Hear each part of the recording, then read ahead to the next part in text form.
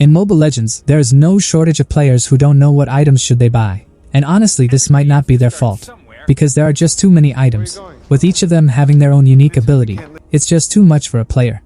So in today's video, I'll teach you on what basis do pro players decide what to buy. When we break down building, it just comes down to simple and basic concepts.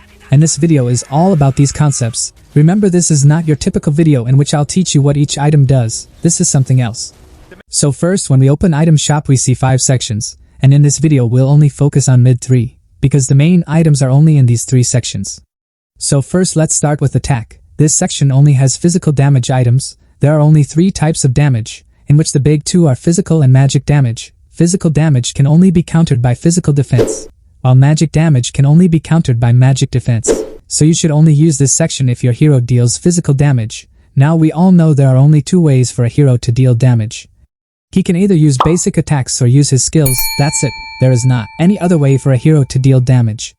So the items in attack section can also be divided into 2 categories. One set of items enhances heroes' basic attacks while others enhance their skills. So basically, if your hero's main source of damage is basic attack, you will use items that will enhance basic attacks, and if your hero is skill dependent, you will use items to make your skills hit even more harder, and some items are general, which means any type of physical damage dealer can use them. That's it. Even if you implement this, you will be saved from building items that hero doesn't even benefit from. But let me tell you one last thing about attack section, then we will move forward towards next section. Now, as I said, some items enhance heroes' basic attacks. Well, we can still divide these specific items into 2 types. One is called Trinity items and other are critical items. Trinity items can only be used on heroes with fast basic attack speed. This build is very effective when it comes to killing tanks, because the damage of this item is based on enemy HP. The more HP they have, the higher damage it deals.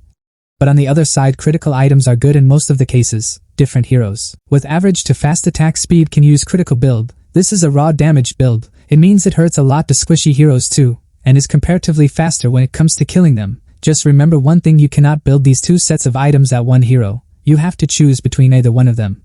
You can do some different combos if you use some items from this build and some from the other, but this will make video more complicated, and you'll reach Mythic just fine without this info. You can learn it later.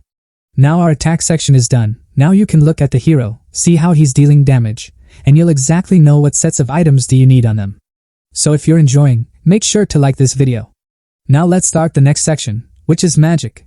As the name suggests, this section holds all magic damage items. Actually, almost all mages only use their skills to deal damage. Their basic attacks have almost no damage at all. Now there are 2 types of mages. One which one-shot heroes and deal huge damage in a small period of time, and others are small but continuous damage dealing mages. Their skills don't hurt that much like one-shotters, but they have ability to keep dealing damage for a very longer period of time.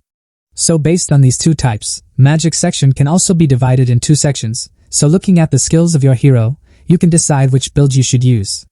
Now the other items are general and basic attack items. General items can be used by any magic damage dealing heroes, while basic attack items are for heroes which also use basic attacks.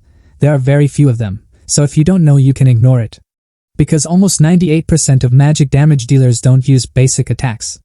Now let's talk about defense section. Unlike attack and magic section, defense section has both physical and magic defense items at one place. Every type of damage dealing method that I explained earlier, defense section has a counter to it. For example, to counter heroes which deal damage through skills, you can build Antique Cuirass. To counter basic attackers, you can build these items. To counter mages, you can build these items. There are some unique items like Oracle which can be used to enhance the healing effects. But don't build this item on marksmen or mages. Remember, there should be maximum 1 defense item per marksman or mages. Building more than 1 can cause lack of damage, which is not what you want. For example, enemy mage is killing you again and again. Consider building Athena. If enemy assassin is bullying you, you can build Antique Cuirass. That's it. I've tried making this video as simple as possible, especially for beginners.